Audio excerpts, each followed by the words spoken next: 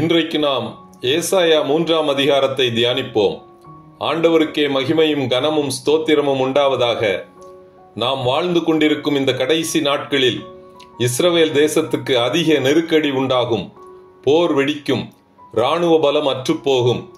சேனைகளின் கர்த்தராகிய ஆண்டவர் எருசலேமிலிருந்தும் யூதாவிலிருந்தும் அப்பம் என்கிற ஆதரவையும் தண்ணீர் என்கிற ஆதரவையும் பராக்கிரமசாலியையும் யுத்த வீரனையும் நியாயாதிபதியையும் தீர்க்கதரிசியையும் சாஸ்திரியையும் மூப்பனையும் அதிபதியையும் கனம் பொருந்தினவனையும் ஆலோசனைக்காரனையும் சாமர்த்தியமுள்ளவனையும் சாதுரியனையும் விலக்குவார்.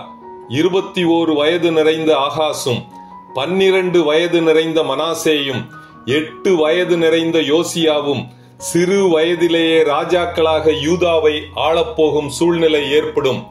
ஒரு காலகட்டத்தில் ராஜாக்கள் சிறைப்பிடித்து செல்லப்பட்டு தேசத்தை ஆளுவதற்கு ராஜாக்கள் இல்லாமல் போவார்கள்.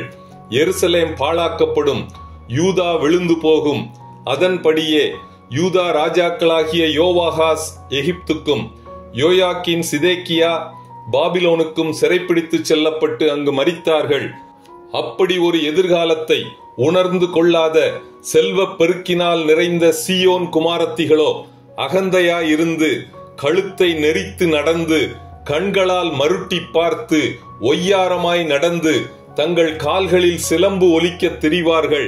ஆதலால் ஆண்டவர் சீயோன் குமாரத்திகளின் உச்சந்தலையை மொட்டையாக்குவார்.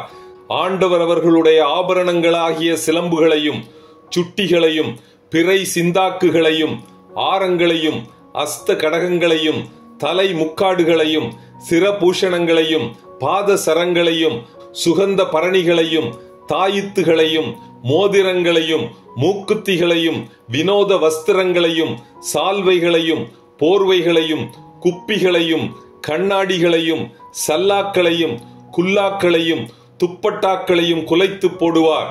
அப்பொழுது சுகந்தத்துக்கு பதிலாக துர்க்கந்தமும் கச்சைக்கு பதிலாக கயிறும் மயிர் சுருளுக்கு பதிலாக மொட்டையும் ஆடம்பரமான வஸ்திரங்களுக்கு பதிலாக ரெட்டுக்கச்சும் அழகுக்கு பதிலாக கருகி போகுதலும் இருக்கும். ஏனெனில் சீயோன் குமாரத்திகளின் புருஷர்கள் கட்கத்தினாலும் பலசாலிகள் யுத்தத்திலும் விழுவார்கள். இராணுவ வீரர்கள் போரில் மடிந்து போவார்கள். சீயோன் குமாரத்திகள் விதவையாவார்கள். அவளுடைய வாசல்கள் துக்கித்து புலம்பும். அவள் வெறுமையாக்கப்பட்டு தரையிலே உட்கார்வாள் என்கிறார். இத்துடன் ஏசாயா 3ஆம் அதிகாரம் முடிவடைகிறது. கர்த்தர் தாமே நம் எல்லோரையும் ஆசீர்வதிப்பாராக. ஆமேன்.